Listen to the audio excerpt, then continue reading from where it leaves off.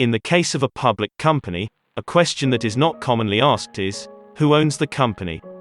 For example, in the case of Toshiba, is it the board, or is it the shareholders, or is it the government? Apparently, the board wants to split the company into three, while some shareholders want to sell the company to private equity buyers. The shareholders are trying to maximize the value of their shares. The motivations for the board are more complicated.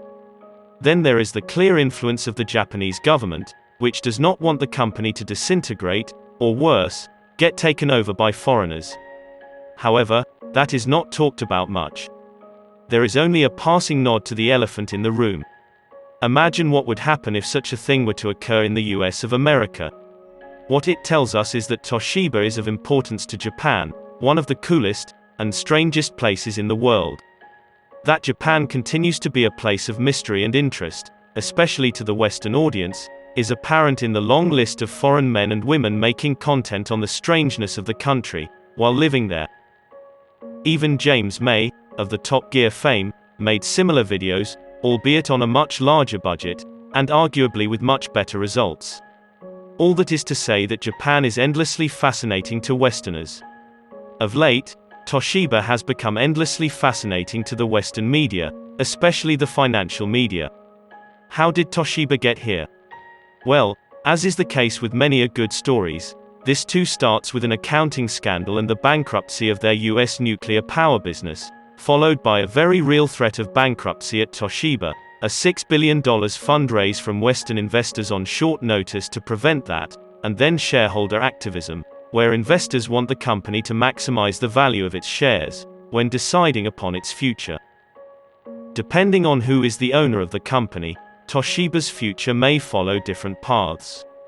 If it is the shareholders, as we are told by corporate finance, then the company should maximize the value of its shares. The prevailing wisdom is that that could be achieved if the company sold itself to private equity buyers like KKR, CVC, Bain, Brookfield, etc. On the other hand, if the owners are the management and the board, they may want to maximize their personal worth and well-being, which may happen if there is continuity of management and the board. Because of the challenges like significant corporate governance failures, Toshiba's continuity is problematic. So the board wants to split the company into three separate companies, and everyone should move on with their lives. While all this is going on, the government is interested in preventing foreign ownership of the organization, or at least the company should stay headquartered in Japan, where the Japanese government will have influence on it. Toshiba has been historically important to Japan. In fact, the Japanese government views Toshiba as a company like no other, with almost every single business deemed to have a national security sensitivity. This became more apparent when in its 2020 AGM the company management took government's help to defeat a shareholder vote to remove its CEO. Investors were unhappy that the company management did not accept a $20 billion bid from PE firm CVC. The outcome of the AGM did not go down well, and the company was made to publish a self-incriminating 147-page report on its shenanigans. Also, the CEO resigned. All this is to say that activist investors can be a bit of a handful. Flavors of capitalism prevalent in different parts of the world vary with culture and historical context. In the Japanese version, the government has an important role.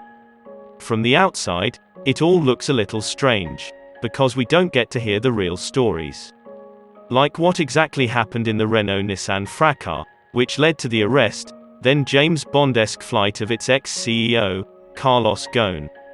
Whatever it may be, it sure is fun to watch from a safe distance. May the world continue to remain an interesting place. So that's it for this video. Give a like if you enjoyed it, and I'll see you in the next one.